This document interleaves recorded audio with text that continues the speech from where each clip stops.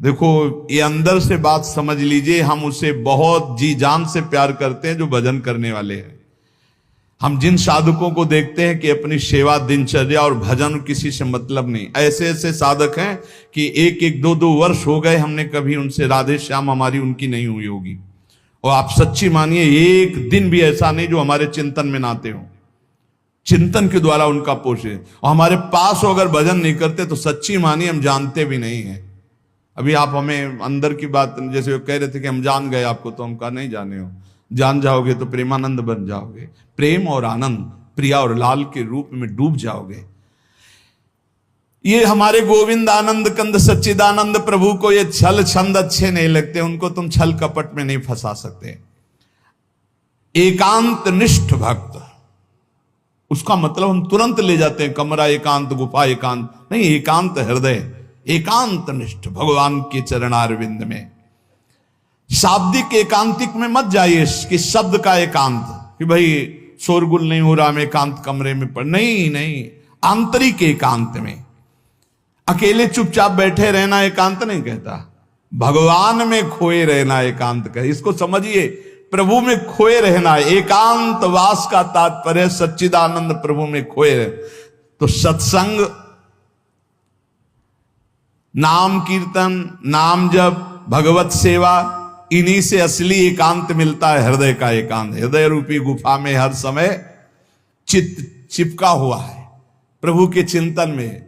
कितना अपार आनंद है जब हर समय मंत्र की बार बार आवृत्ति होती, नाम। जो न तरह भवसागर अस समाज नर पाए, स्वत निंदक मंदमति आत्म हनन गति जाए।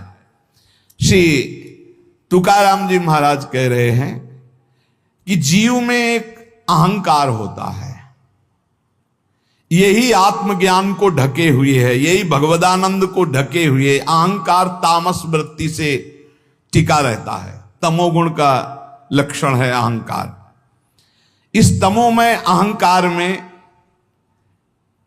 इसके बहुत प्रकार हैं। मैं स्त्री हूं, मैं पुरुष हूं, मैं विद्वान हूं, मैं धनवान हूं, मैं कुलवान, बहुत तरह के अहंकार हैं। सब अहंकार के भेद ही हैं। ये मैं देह हूं, ये मुख्य अहंकार बनता है जाकर, मैं देह। इस मलिन अहंकार से उज्जवल अहंकार ढक गया कि मैं ब्रह्म हूं, ये ढक गया। देह मैं हूं कहने के साथ ही लाखों चिंगारियां अहंकार की प्रकट हो गई। मैं रूपवान हूं, मैं धनवान हूं, मैं विद्यावान हूं, मैं गुणवान हूं, मैं कीर्तिवान हूं, मैं त्यागी हूं, अहंकार।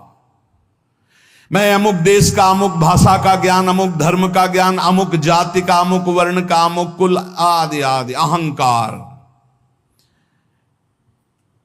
प्रकृति के स्वभाव में हर्ष और विषाद, स्तुति और निंदा, मान और अपमान, ज्ञान और अज्ञान, ये सब अहंकार के कारण ही भोगने पड़े। अहंकार। प्रकृति से परे जो परमात्मा है तब तक आंख उठाकर उसकी ओर नहीं देख सकते जब तक अहंकार है। तुकाराम जी महाराज कह रहे हैं, परमात्मा के और तुम्हारी दृष्टि के बीच में जो पर्दा लगा हुआ है वो अहंकार। जब तक ये अहंकार नष्ट नहीं होगा तब तक भगवान की तरफ आंख भी नहीं उठा सकते हो। दर्शन पाने की बात जाने दो। बहु धन त्याग कर सकते हो आप, बहुत बाहरी आडंबर दिखा सकते हो आप, लेकिन ये अहंकार तब भी पुष्ट होता रहेगा। मैं धन त्यागी हूं, तब भी आप परमात्मा का साक्षात्कार नहीं कर सकते। ये अहंकार सर्वथा दूर तब तक नहीं होता जब तक भगवत कृपा से गुरु कृपा नहीं होती। गुरु कृपा। तभी तो तुकाराम जी के पीछे चैत्र में सुनाओ छटपटा रहे थे कि गुरुदेव मिल जाएं, गुरुदेव मिल जाएं। जैसे जैसे गुरु की कृपा अवतरित होती हृदय में, वैसे वैसे अहंकार का पर्दा भस्म होने लगता है, आग ही लग जाती है। अहंकार भस्म हो गया। जो ही अहंकार का पर्दा फटा तो सन्मुख परमात्मा का साक्षात्कार, वही अहंकार पर्दा है। जैसे कोई प्रवीण कला विद्या से युक्त हो, पर आसन लगा करके अपने सामने पर्दा कर दे तो न कला दिखाई देगी, न प्रवीणता, न गुण, न वो। ऐसे ही समस्त कला समस्त विद्याओं के गुरु तुम्हारे हृदय में आसन लगा के बैठे, पर अहंकार का पर्दा लगा, अहंकार हटा दो, समस्त गुण और विद्या के समुद्र भगवान का साक्षात्कार हो जाए। एक जगह तुकाराम जी महाराज कीर्तन में मस्त, तो एक कीर्तन में आया करते थे, उनके मित्र नास्तिक थे। उनसे कहा एक बार आप तुकाराम जी के कीर्तन में चलिए, और अगर आपको भगवदानंद ना आवे तो फिर आप जैसे भगवान की निंदा करते रहते हो, हम आपको कभी नहीं रोकेंगे, आप हमारे दोस्त हो, एक बार चलो। जो ही गए तो तुकाराम जी की वो झांकी देखकर आंखों से अश्रु प्रवाह और नूपुरों की ध्वनि, राम कृष्ण हरि राम कृष्ण, वो तो लौट गया चरणों में। अब रोज कीर्तन में, अब कीर्तन के बाद थोड़ी देर सत्संग होता, अब उसमें ब्रह्मचर्य आदि की महिमा वो अपनी पत्नी से बोलना बंद कर दिया। तो जैसे काफी समय हुआ तो उसको पता चला कि ये कीर्तन में तुकाराम जी के पास जाते इसलिए बोलना, तो बोले मेरी जिंदगी का नाश करने वाला, हाथ जोड़ करके पति से कहा आपका तो उद्धार हो गया, मेरा उद्धार कैसे होगा? बोले चलो चलते हैं आज कीर्तन में। बोले नहीं, पहला कदम अपने गुरुदेव को घर में लाओ, एक बार चरणामृत उतारें, घर में चरणामृत डालें, फिर भगवान मेरी ये पत्नी को कैसे, जैसे मेरी बुद्धि शुद्ध हो गई, इसे बड़ा प्रसन्न हुआ। तुकाराम जी से कहा जा गया अपार कृपा आपकी, पूरी बात बताई। उनका भाई यदि तुम्हारी पत्नी को ऐसी प्रसन्नता और तो मैं अवश्य चलूंगा। सीधे सरल भक्त आ गए, उसने बीच आंगन में बैठाला, जो दरवाजा रसोई का था उसी के सामने, और पहले से 5 लीटर पानी खौलने को रख दिया था। घंटों पानी खौल रहा है, उसमें डालती जा रही है। जब तुकाराम जी बैठ गए, आई सामने, प्रणाम किया, देखा ये वही है जिसने मेरे पति को बरगला दिया, और जब से इसके पास गए आज तक मुझसे बात नहीं, आज मैं मजा चखाऊंगी। और बस कपड़ा से पकड़ भगोना लाई, ऊपर तुकाराम खौलता हुआ पानी, विठ्ठल विठ्ठल पांडुरंगा पांडुरंगा, सब छाले छाले पूरा शरीर, और गर्म पानी इतना। ऐसे थोड़ी संतों के जीवन में तुम्हें कैसे कैसे कष्ट बताए, जो भगवान का यश विस्तार करते हैं उनके लिए, जो अपने निंदा कांचे घर आसावे से जारी, प्रभु मैं किसी के पास नहीं जाता, निंदक मारने वाले, वाचाल, कुतर्की, संशयी, ये सब मेरे पास आते हैं और मुझे परेशान करते, मुझे कष्ट देते हैं। इसलिए मैं क्या करूं प्रभु, आपका भजन करूं या इनसे झगड़ा करूं? ये पाखंडी लोग मेरे पीछे पड़ गए विठ्ठल, मैं उनसे क्या कहूं? मैं नहीं जानता ये छल कपट, ये लड़ाई झगड़ा, मैं तुम्हारे पांव पड़ता हूं, उनके भी पांव पड़ता हूं, मुझे भजन करने दो, इनसे दूर रखो।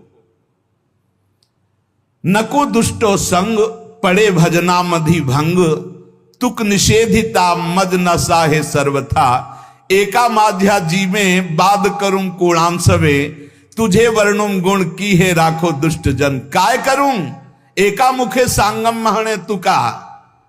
तुकाराम जी कह रहे हैं अगर दुष्ट पुरुष का संग दुष्ट करे तब तो निभ जाएगा, लेकिन दुष्ट का संग अगर साधु से करवाओगे तो भजन भंग हो जाएगा।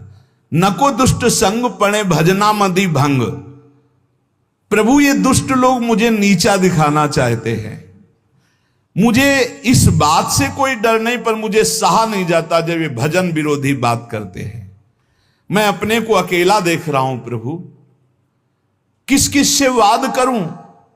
ये आपका गुण नहीं बखानते, ये दुष्ट जन आकर के आपकी अवहेलना करते। तुकाराम कहता है एक मुख है, किस किस को उत्तर दूं?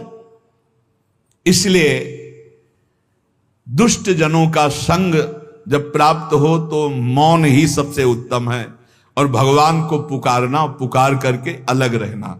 और ये प्राप्त होगा जब आपका अच्छा भजन चलने लगेगा तो दुष्ट लोग पीछे लग जाएंगे। ये भगवान का ऐसा है, देखो जिसका भी उत्तम भजन हुआ उनके साथ ये घटना घटती है। उपासक को अनुपम आनंद की प्राप्ति एकांत लाभ से होती है, पर केवल एकांत में बैठे रहना एकांत लाभ नहीं है।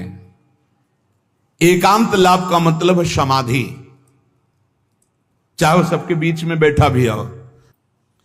ये अहंकार किसी भी गुण कला विद्या से नहीं मरता है, इसको और अहंकार हो जाता है, मैं कलावान हूं, मैं विद्यावान हूं, मैं गुणवान हूं।